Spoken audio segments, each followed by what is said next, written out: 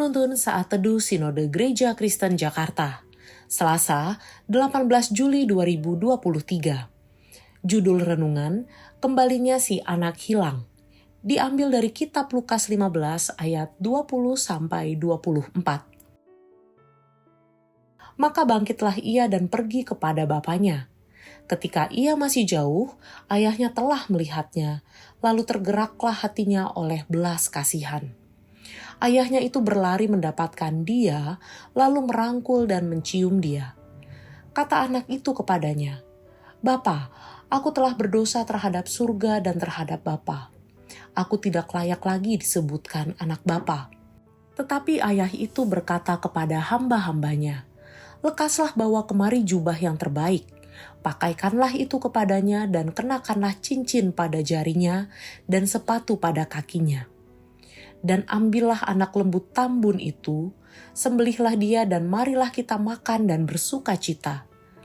Sebab anakku ini telah mati dan menjadi hidup kembali. Ia telah hilang dan didapat kembali." Maka mulailah mereka bersukaria. Lukisan kedua Rembrandt tentang kembalinya si anak hilang dibuat menjelang akhir hidupnya. Karya terakhirnya itu merupakan ungkapan dari kehidupan yang kacau dan tersiksa. Rembrandt menggambarkan dirinya seperti anak yang bungsu. Semua penulis biografi Rembrandt menggambarkan dia sebagai seorang pemuda yang sombong. Ia terlalu yakin dengan kecemerlangan pikirannya. Ia ingin mendapatkan semua hal yang disenangi oleh dunia. Ia mencintai kemewahan dan sama sekali tidak peduli nasihat orang-orang di sekitarnya. Akhir hidupnya menyedihkan. Ia menjadi bangkrut, tidak bisa membayar hutangnya, sehingga harus menjual semua harta miliknya. Kisah hidupnya memang seperti perumpamaan anak yang hilang dalam Lukas 15 ini. Dosa telah membuat semua manusia seperti anak yang hilang. Manusia lebih suka dengan keindahan dunia yang fana daripada sukacita kekal dekat dengan Bapa. Padahal, keinginan dunia adalah palsu dan jahat. Kejahatan dunia digambarkan seperti orang-orang yang meninggalkan si bungsu dalam kondisi kelaparan. Bahkan ampas makanan babi pun tidak diberikan kepadanya. Dalam penyesalannya, si bungsu sadar bahwa kehidupan di rumah Bapa jauh lebih indah. Ia tidak akan kekurangan saat bersama dengan Bapa. Dalam penyesalannya itu, si bungsu memutuskan untuk pulang ke rumah dan memohon pengampunan bapaknya.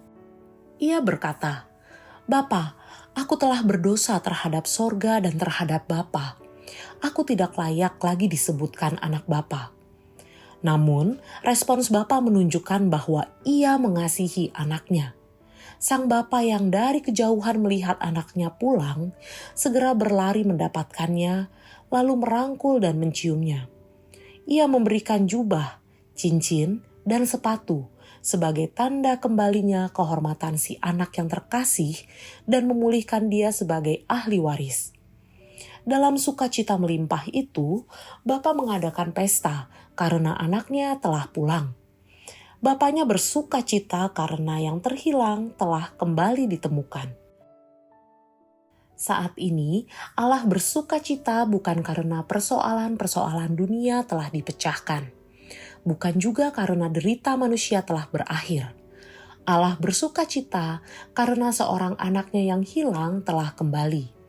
Anak yang hilang itu adalah kita. Kita dulunya orang berdosa yang jauh dari Allah. Namun, karena kasih-Nya, Allah mengutus anaknya ke dunia. Yesus Kristus turun dari sorga dan menjadi manusia. Ia mati untuk menebus dosa-dosa kita, sehingga kita dimampukan untuk menemukan kebahagiaan yang sejati dalam kebersamaan dengan Allah. Kita diundang untuk masuk ke dalam kegembiraan itu. Itulah kegembiraan yang ditawarkan Allah. Hal-hal buruk yang terjadi di sekitar kita bisa menghilangkan sukacita. Berita bencana alam, kriminalitas, ketidakadilan, perang, dan kekacauan merebut sukacita hidup kita. Saat sukacita itu mulai hilang, temukan kegembiraan itu dalam hati Bapa di sorga. Dulu kita terhilang, namun dicari dan diselamatkan, serta diberikan hidup yang kekal. Saat kegagalan saya begitu besar, rahmat Tuhan selalu lebih besar. Terpujilah Allah.